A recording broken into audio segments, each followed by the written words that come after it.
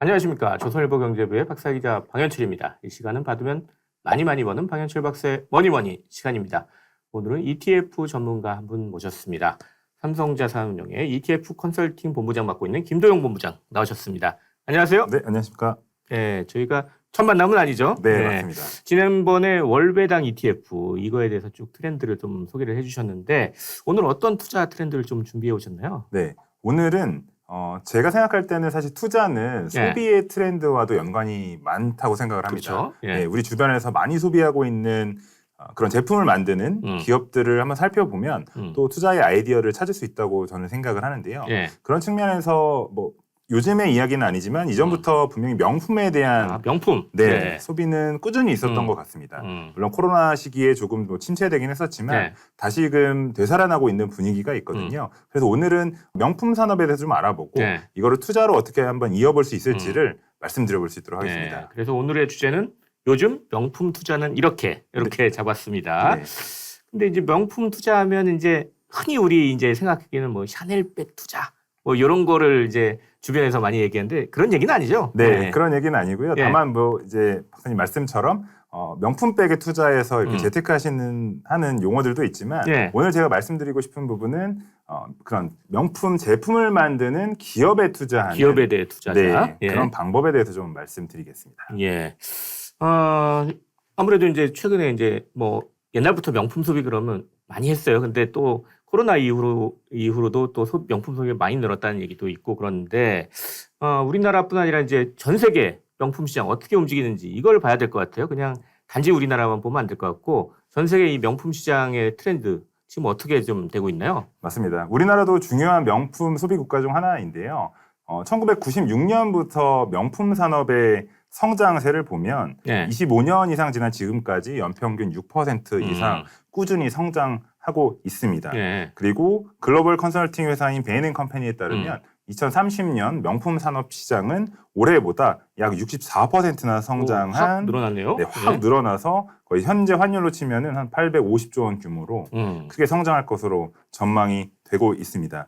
그리고 최근에 이제 코로나 팬데믹 시기에도 명품 산업도 역시 모든 다른 산업과 다르지 않게 어떤 부침이 좀 있었는데요. 바로 2021년에 한 30% 이상 다시 재차 성장을 하면서 명품 산업이 다른 산업에 비해서 침체가 됐을 때보다 좀 더 빠른 회복 탄력성을 보였습니다. 즉 회복 탄력성이라는 게 충격이 왔을 때 얼마만큼 빠르게 다시 좀 과거처럼 정상화되느냐 이런 걸 의미하는데요. 산업이 회복 탄력성을 강하게 갖고 있다는 것 자체가 그 산업이 얼마만큼 조금 더 탄탄한 산업인지 수요가 있고 성장하는 산업인지를 좀 보여주는 사례라고 할 수가 있겠습니다. 일단 코로나 팬데믹 때 좀 위축됐다가 그 이후로 확 늘어나는데 다른 산업보다 더 많이 늘어나고 있다. 이걸 주목해야 된다 이렇게 말씀하셨는데 그럼 왜 그렇게 또 다른 산업보다 좀 주목할 만한 성장세를 보였을까요? 네, 사실 이제 저희가 명품이라고 하면은 크게 떠오르시는 거는 좀 희귀하다, 희소성에 저는 포커스를 좀 맞추고 싶습니다. 그렇죠.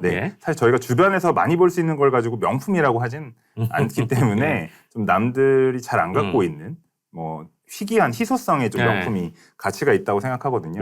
그러다 보니까 명품이 갖고 있는 가치 또한 매우 좀 희소성에 의해서 브랜드 밸류가 매우 높다고 할 수가 있겠죠. 그리고 또 그러다 보니 명품 기업들은 사실 1년에 한 차례 이상 가격을 많이 올리는 그런 의사결정을 하는데요. 그럼에도 불구하고 우리와 같은 소비자들은 기업들이 그런 명품 브랜드들이 가격을 올리면 어쩔 수 없이 또 소비를 할 수밖에 없는 이걸 다시 말씀드려보면 명품 기업들이 가격 결정력을 갖고 있다.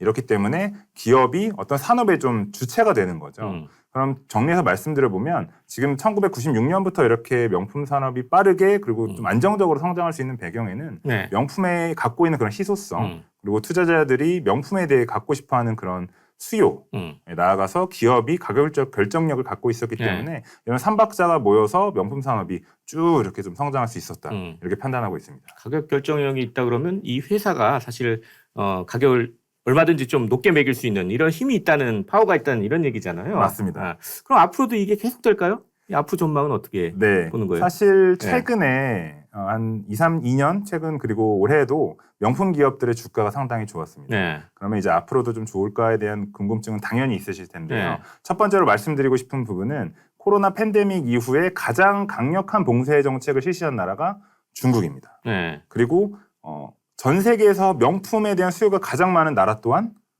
중국이거든요. 네. 그 중국이 점차 봉쇄 정책에서 좀 벗어나서 리오프닝을 실시를 하고 있는데요. 그렇죠. 그렇게 되면 중국인들이 현재는 중국 주변에 있는 홍콩이나 마카오로 많이 여행을 가고 있고 네. 나아가서는 이제 유럽, 특히 이제 명품이라고 하면 유럽이 아무래도 먼저 떠오르실 텐데요. 유럽으로 이제 여행을 나가게 되면서 그런 아웃바운드 수요가 강하게 이제 나타나고 네. 그러면 그 중국 리오프닝의 수혜를 아무래도 유럽의 명품 기업들이 좀 받지 않을까 네. 이런 기대감이 있습니다. 그래서 뭐 당장에 좀 바로바로 주가에 반영되진 않겠지만 그게 실적이 차곡차곡 쌓여서 그 기업의 실적에도 영향을 주지 않을까, 긍정적인 영향을 주지 않을까 이렇게 판단이 되고요. 네. 두 번째로는 사실 명품이라고 하면은 주요 소비층을 중산층이라고 생각하기가 쉬운데 어느 정도 돈이 있어야 될 것 같은데요. 맞습니다. 사실 연배도 좀 있으셔야 되고요. 예. 소득이 좀 많으신 분들이 예.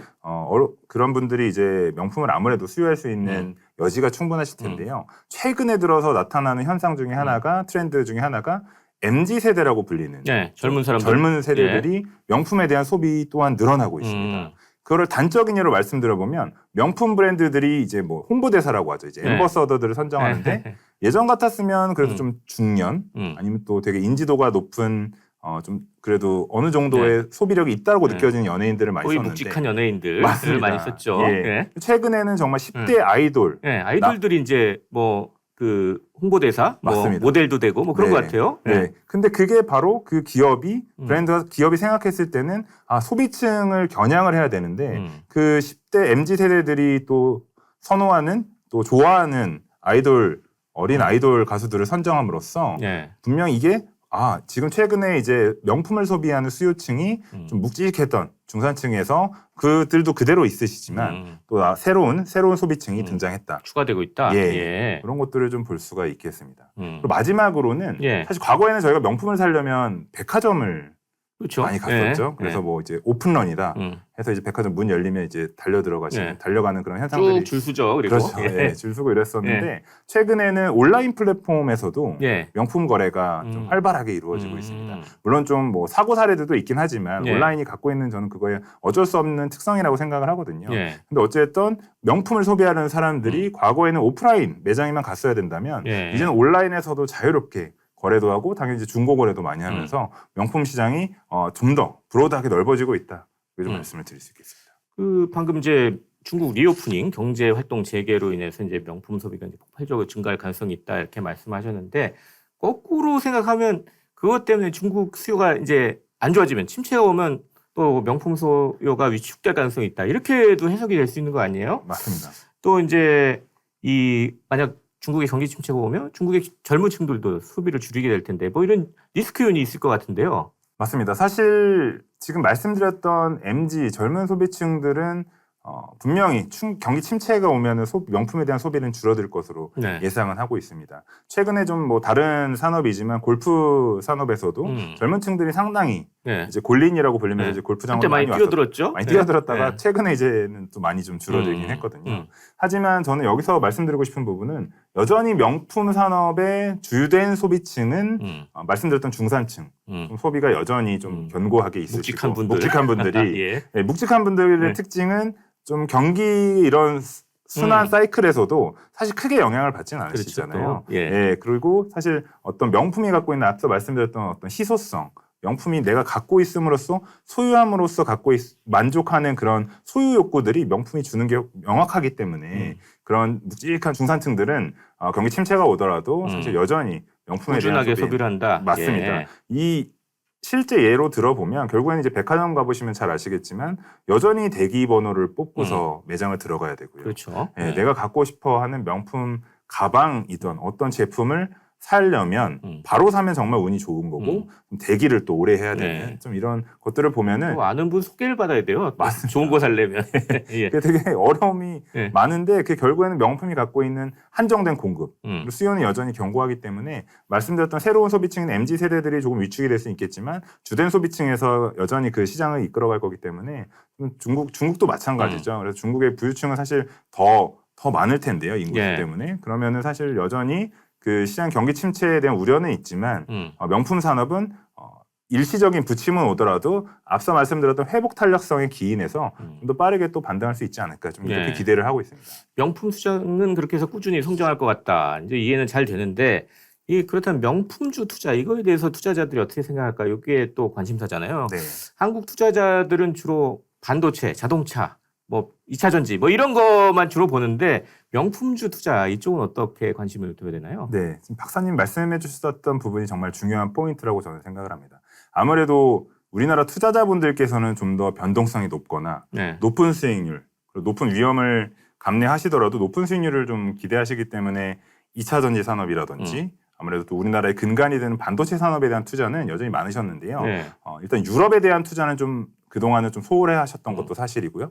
또 명품 산업에 대한 투자 역시 쉽지 않았습니다. 그 이유는 사실 우리나라에서 유럽에 투자하는 상품들이 그렇게 많지가 않습니다. ETF 산업으로만 오면은 ETF가 현재 한 710개 정도 되는데요. 네. 유럽에 투자할 수 있는 상품들은 극히 적습니다. 그리고 또 명품 산업에 대한 투자는 당연히 더 적을 수밖에 없는데요. 그러다 보니까 이런 좀 투자자분들이 선택지가 적고요. 네. 좁고요. 그리고 유럽 주식에 직접 투자하시는 분들도 요즘은 조금 늘어나긴 했는데 여전히 뭐 시차도 존재하고 중개 수수료가 높기 때문에 접근하시기에는 좀 어려움이 있었습니다. 그래서 말씀드려 보면은 아직 유럽 그리고 유럽 명품에 대한 투자는 그렇게 좀 많이 진행되진 않으셨던 것 같고요. 그래서 오늘 같은 시간을 통해서 좀 많이 알려드리고 싶습니다. 예. 그렇다면 명품 기업 어떤 데가 있는 거죠? 어떤 데 또 주목을 해야 되고요? 네, 사실 저희가 이제 명품이라고 하면은 가장 먼저 떠오르는 몇 개의 브랜드들이 있으실 거예요. 네. 예를 들면 이제 LVMH, 루이비통이라고 하는 그렇죠. 네, 그 루이비통 같은 브랜드를 75개를 보유한 루이비통 모에 헤네시라는 기업이 있습니다. 네. 이 기업은 루이비통, 디올, 팬디, 셀린느 이름만 들어도 다 아는 브랜드네요. 네, 이런 브랜드들이 75개가 있으니까 엄청난 큰 기업이죠. 이렇게 LVMH, 루이비통 모에 헤네시가 있고요. 네. 또 하나 이제 대표적인 그 명품이라고 할 수 있는 에르메스. 에르메스도 보유하고 있고 구찌를 보유하고 있는 캐링이라는 캐링도 들어봤습니다. 들어보셨죠? 예. 기업이 있습니다. 이들 기업들은 대표적으로 우리가 명품이라고 할 때 떠올릴 수 있는 그런 기업들이 있죠. 이런 기업들의 주가 흐름을 살펴보면 네.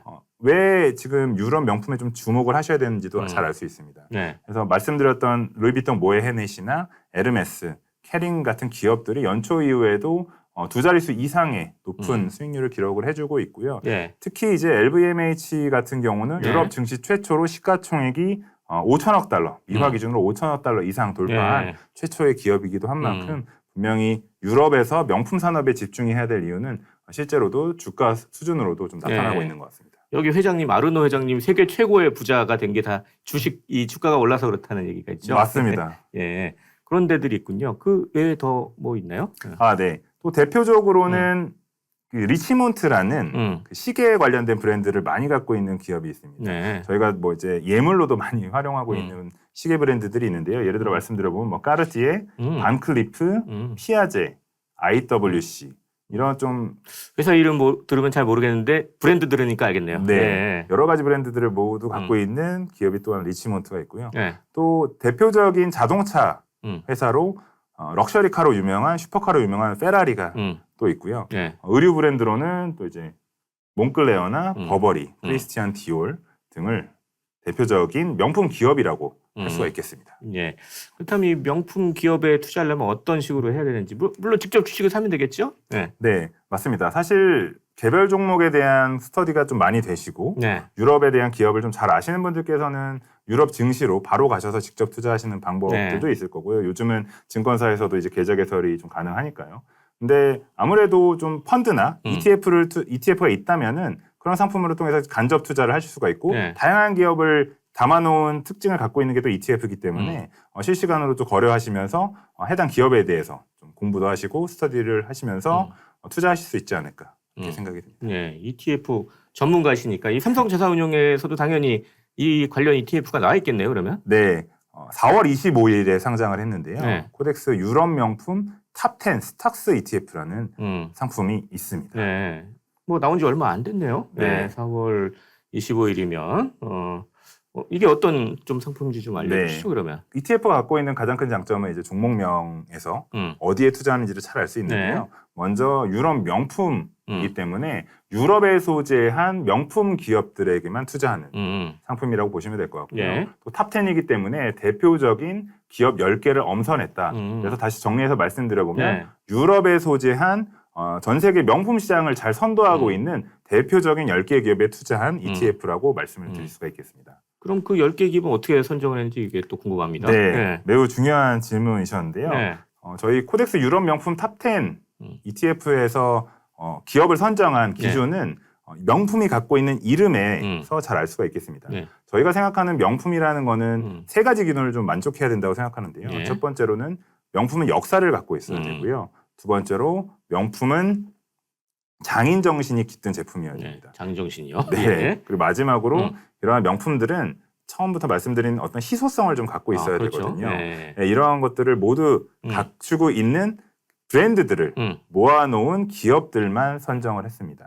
예, 그래서 사실 우리가 주변에서 많이 보는 제품들 중에도 우리가 럭셔리다, 명품이다라고 하는 제품들이 많이 있지만 앞서 말씀드린 세 가지 기준을 충족하는 브랜드들 중에서 좀 대표적인 시가총액이 큰 기업들만 10개를 추렸다고 말씀을 드릴 수 있겠습니다. 뭐 어떤 기업들인지도 좀 알 수 있나요? 네, 대표적으로 지금 보시면은 첫 번째로는 에르메스가 있겠고요. 두 번째로는 루이비통, 디올 등 다양한 기업을 갖고 있는 루이비통, 모에 헤네시. 아까 얘기한 네, 기업. 그리고 리치몬트라고 하는 시계나 액세서리 브랜드를 많이 보유한 리치몬트를 대표적으로 한 20%씩 비중을 투자하고 있습니다. 그리고 구찌, 생로랑 보테가 베네타 등을 보유한 케링도 11.7% 보유하고 있고요.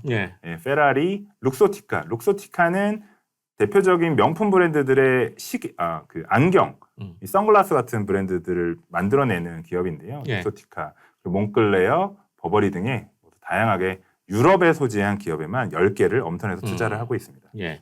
얘기를 듣다 보니까 아주 기초적인 질문으로 다시 좀 돌아가 보고 싶은데요. 네. 이 명품 기업들은 왜 이렇게 유럽에 다 몰려 있는 거예요?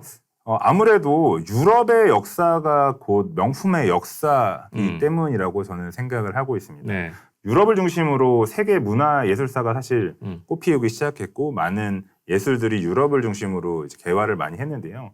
지금 저희가 말씀드렸던 그 브랜드들의 제품 또한 유럽의 황실에 납품했던 그런 오랜 역사를 갖고 있죠. 그리고 그렇게 오랫동안 만들다 보니까 장인 정신이 많이 깃들어져 있고요. 그들이 만드는 제품들은 당연하지만 희소성을 갖고 있습니다. 이런 말씀드렸던 명품이 갖고 있는 기준을 모두 갖추고 있는 기업들이 아무래도 유럽에 많이 소재를 하고 있기 때문에 우리가 명품하면 흔히 유럽을 떠올리게 되고요. 또 하나 이제 대표적인 이제 패션 위크가 4개가 있는데 미국에는 뉴욕 패션 위크가 있고요. 유럽으로 넘어오면 파리, 밀라노, 런던 이렇게 3개의 패션 위크가 있습니다. 그러면 미국에 하나가 있고 유럽에 3개가 있으니까 그냥 비중으로만 놓고 봐도 명품의 어떤 패션이라고 불리는 명품 산업은 아무래도 좀 유럽 쪽에 치우치지 않나 이렇게 생각이 되고요. 그러면 실제로 어떻게 매출이 일어나고 있는지를 살펴보면 대표적인 명품 기업 10개를 살펴보면 유럽에서 매출이 83% 일어나고 있고요. 또 시장도 유럽이 크군요. 유럽이 매우 큰 상황입니다. 그래서 그걸 100개로 늘려봐도 유럽 기업들이 명품 산업에서 차지하는 매출 비중이 상당히 크기 때문에요. 여러모로 사람들의 머릿속에서도 그리고 실제 산업에서도 유럽이 차지하는 명품 산업에서 유럽이 차지하는 비중은 상당히 높다고 할 수가 있겠습니다. 그 소개해 주신 ETF 맨 뒤에 스톡스라고 또 붙어 있는데 요건 무슨 뜻이에요? 네. 사실 놓치기 쉬운 부분인데요. 박사님께서 좋은 질문을 해주셨습니다. 사실 ETF 명칭의 뒤에 이제 스톡스라든지 다른 영문 이름이나 뭐 거래소 이름이 나온 거는 그 해당 ETF의 지수를 만드는 지수사의 이름입니다. 그래서 뭐 특별히 어떤 상품에 대한 설명이라기보다는 ETF를 구성하는 기초지수의 지수사업자 명칭이다. 이렇게 좀 말씀을 드릴 수가 있겠습니다. 그렇게 그냥 이해하고 넘어가면 되겠군요. 근데 이제 명품 기업이 포함된 ETF 이것 말고도 또 다양하게 있을 것 같은데 다른 것과 뭐 이것과 다른 점, 그것도 똑같은 점도 있을 거고 어떻게 좀 비교를 하면 되나요? ETF 시장의 글로벌 럭셔리 브랜드에 투자하는 상품도 이미 시장에 나와서 네. 많은 관심을 받고 있습니다. 그 글로벌 럭셔리 상품하고의 차이점은 일단 명칭에서 보실 수가 있는데요. 앞서 말씀드렸듯이 저희 코덱스의 유럽 명품 탑10 ETF는 네. 유럽에 소지한 기업들에게만 집중을 했고요. 지금 시장에 나와 있는 다른 상품은 전 세계의 미국, 유럽, 심지어 우리나라까지도 들어있거든요. 그런 네. 기업 80개에 투자를 하고 있습니다. 그래서 지역이 다르고 종목 수가 다르기 때문에 어떤 좀 명품에 집중해서 투자하고 싶은 분들에게는 저희 상품이 좀 더 네. 맞다고 생각을 하고요. 좀 더 많은 종목의 전 세계의 럭셔리라는 좀 더 넓은 범위의 분산 투자하고 싶은 투자자분들께는 어떻게 보면 또 럭셔리 브랜드가 맞을 수가 있다고 말씀을 드릴 수가 있겠습니다. 우리 지금까지 좋은 얘기만 많이 한 것 같은데 네. 사실 투자할 때는 리스크 요인도 좀 감안을 해야 되잖아요. 여기 이거 투자할 때 주의해야 될 점도 있나요? 네, 맞습니다. 리스크 점검이라는 건 투자하실 때 가장 중요한 네. 부분인데요. 아무래도 유럽 명품 기업도 말씀드렸듯이 꾸준하고 장기적인 성장성을 보유하고 있고 회복 탄력성을 보유하고 있지만 그래도 그 소비재고 네. 경기에 민감한 소비재라고 하는 사치재이기 때문에 네. 분명히 경기 침체가 왔을 때 일시적인 부침 요인이 있을 수 있습니다. 네. 그리고 여전히 미국 연준도 그렇고 이 유럽 기업들이 소재한 유럽 중앙은행인 ECB도 계속 금리를 올리려는 움직임은 보이고 있기 때문에 아무래도 이 단기적인 부침에서 충격이 있을 수 있다라는 점은 우리 투자자분들께서 투자하실 때 좀 주의하셔야 될 부분이라고 생각을 하고 있습니다. 예. 오늘은 김도영 삼성자산운용 ETF 컨설팅 본부장 모시고 요즘 명품 투자는 이렇게 이런 주제를 가지고 이야기를 나눠봤습니다. 마지막으로 저희 시청자 구독자 여러분께 마무리 인사 부탁드리겠습니다. 네, 오늘 이렇게 새롭게 저희 삼성자산운용에서 상장하게 된 유럽 명품 산업 ETF를 소개해드렸는데요. 아무래도 명품 노후를 위해서는 저는 명품에 대한 투자 또한 같이 준비하시면 어떨까 이런 생각이 듭니다. 그래서 연금 계좌라든지 절세 혜택 계좌에서 투자해 보시면 좋을 것 같고요. 네. 항상 투자의 아이디어가 멀리 있지 않고 우리 주변에 어떤 소비하는 변화하는 트렌드를 보시면 잘 알 수 있지 않을까 이런 생각이 들고요. 계속 좀 관심 있게 지켜봐 주시면 좋을 것 같습니다. 마지막 말씀이 중요한 것 같아요. 투자 에이즈는 주변에서 찾아라. 네. 예. 자, 이렇게 해서 오늘 박현철 박사의 머니머니 함께해 주신 김도영 삼성자산운용 ETF 컨설팅 본부장 그리고 전 조선일보 경제부의 박사이자 박현철이었습니다. 그럼 다음 시간에 또 뵙도록 하겠습니다. 감사합니다.